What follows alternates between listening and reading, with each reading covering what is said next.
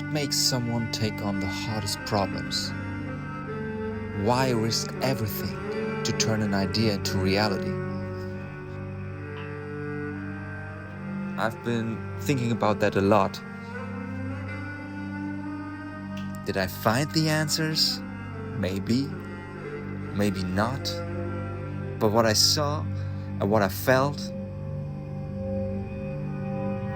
it stays with you.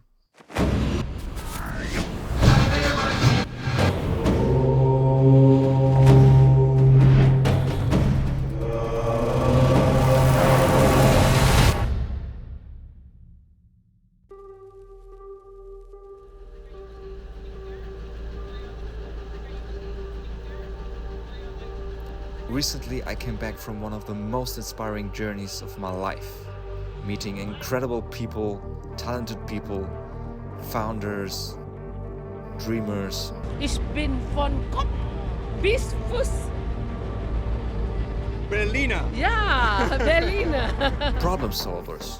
Fall in love with the idea of entrepreneurship and not ideas. Ideas can change. You can take many pivots, but just focus on entrepreneurship. In the heart of Mumbai, a group of students and representatives of TU Dortmund University and the University Alliance Ruhr New York liaison office set out to explore the entrepreneurial world with the goal of building new trilateral bridges in higher education. During our 5-day trip, the group of students had one mission. What sort of things that are going on in India are unmet needs, or what sort of things are going on in Germany that are unmet needs that we can use from our experience in each country to help the other one. Identifying entrepreneurial opportunities starts with identifying unmet needs and gaining a deep understanding of the market itself. Your product launch or market entry will eventually fail if you fail to meet the needs of the Indian complex market. Before getting to the right product as a startup, you probably pivot quite a few times because you gain new customer insights over and over again. And I'm not the only one with this problem. You see, India receives 14.3 million tourists from all around the world every year, and that number is rising.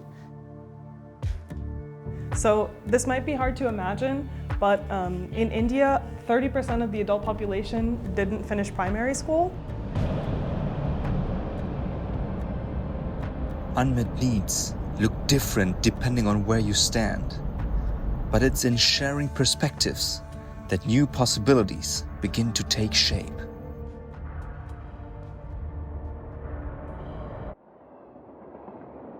So how do you see the issue of people who don't have, who are on the verge of, losing a house or already on the street side, already in a city which doesn't have space to accommodate them?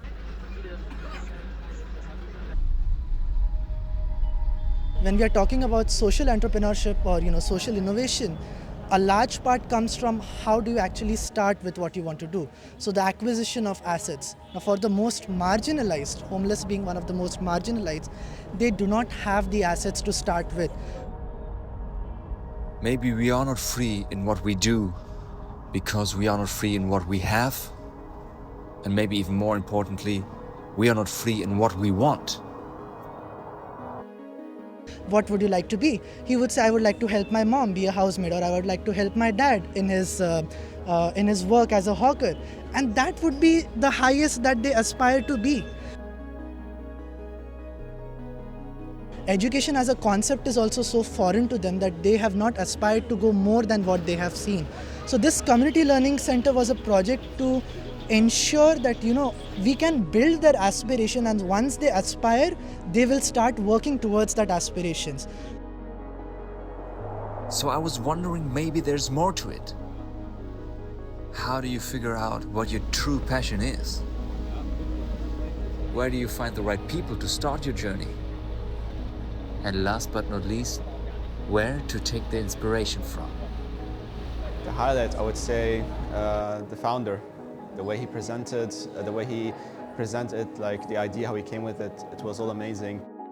I'm actually seeing a lot of ideas which I never thought about. We met Siba Brata Das, the founder of the startup Atomberg, who shared his entrepreneurial journey with us. Almost 10 years ago, he had the vision to build India's best and smartest ceiling fan. Just believe that something is going to work out and just be practical on your assumptions. The more practical you are on the assumptions, the likelihood that you will succeed is very high. So yeah, just be practical. The first 3 years of Atomberg was actually in an university, IIT Bombay. And the overall ecosystem, the access to facilities, the access to professors, the access to the intelligent capital, which is students, professors, etc., is unmatched. So Atomberg's story started at India's Institute of Technology, Bombay, IITB, one of the most renowned universities not only in Mumbai, but in India. The very university that TU Dortmund University signed a memorandum of understanding with.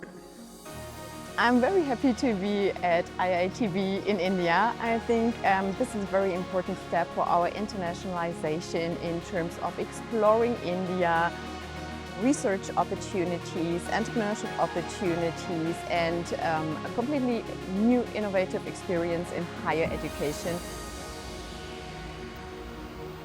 So the doors are open for future joint projects. If you have a goal that you want to somehow change your community, you want to see somehow move from, the way that it is to this future utopia, you have to really have those personal connections. Personal connections. This is something that I definitely take away from this trip. Maybe 5 days are not enough to build personal relations. But 5 days are enough as a starting point to build something bigger. Something that we yet have to discover. Doubt is a constant companion of any creative journey. Will I run out of ideas? Will inspiration fade? But every corner of Mumbai, every conversation reminded me, inspiration isn't something you chase. It's something you discover, sometimes in the most unexpected places.